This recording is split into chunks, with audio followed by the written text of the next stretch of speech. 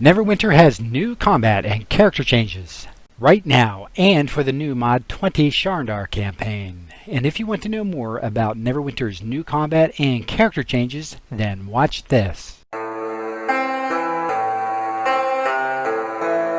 While Mod 20 isn't out just yet, these changes will carry over well into the new Mod 20 Sharndar adventure, and in this Neverwinter video, I'll keep it to the very basic changes that just came out.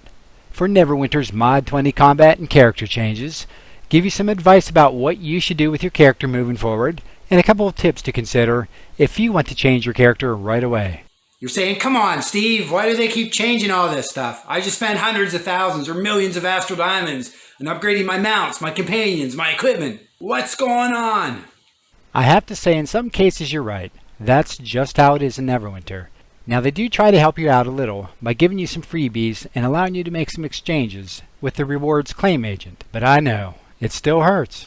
A little advice I have for you going forward is that when Neverwinter has a big game change announcement, stop advancing. Maybe just tweak a little here and there, but don't go for best in slot all the time. Especially if you're a casual player. In my case, I make my character solid. I like the DPS, and lately I've been using an Arbiter Cleric, but I can enjoy most of the game's content and survival, helping the group through a dungeon, and sometimes I'm at the top of the DPS damage slot, but more often than not, I'm in the middle or even at the bottom. But I can play just about everything, so I suggest you focus on that if you keep getting frustrated at times like now, when Neverwinter releases their new combat changes. I'll have more about this to come, but first I want to mention that after you're done watching this video, if you want to learn more about how to navigate through different campaign areas in Neverwinter, or you want to know about some of the ways I get Astral Diamonds and Zen, check out some of my playlists that have helpful Neverwinter tips. I'll also put a link in the description below. And if you happen to like the way my new mic sounds, some of you have asked about what kind of equipment I used in the past, I'll put a link to the new $40 Razer Kraken X headset.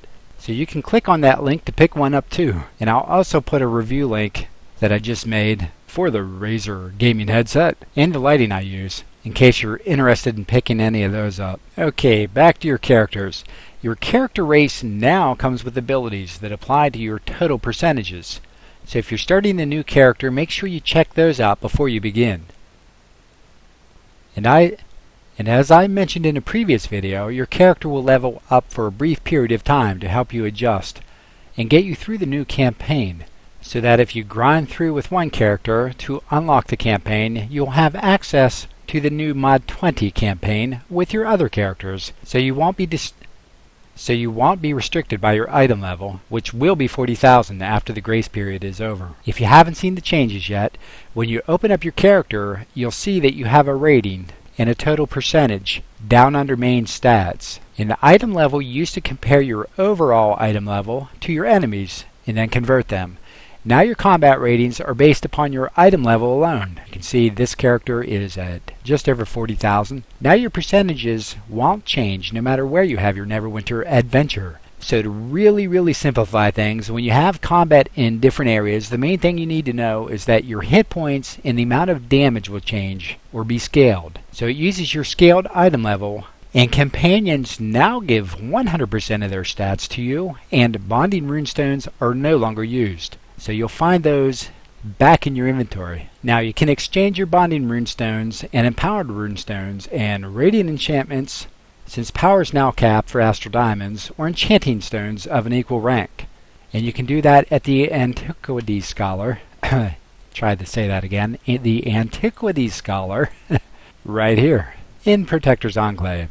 Now go back to the character sheet, go to Boons, and I want to let you know that Guild Boons will affect your item level and your percentages, but your regular campaign boons now just go to your total percentages. They don't count towards your item level, but they're still useful because you still get the benefits of your selections. Make sure you let the dust settle a little bit before you make a bunch of changes, other than making sure you work through the new Mod 20 campaign when it comes out, because ARC often will make tweaks that can really hit hard. So if your game currency is precious, take a breath before making major adjustments, or give it a couple weeks unless you're really in tune with all the things in Neverwinter, because it can cost you dearly. and I'll have more videos about the new Neverwinter Mod 20 Sharndar campaign. But this will get you started. Make sure you subscribe so you can get more great news about Neverwinter, and make sure you click on my playlist so you can get some other helpful tips about Neverwinter. Thanks for watching.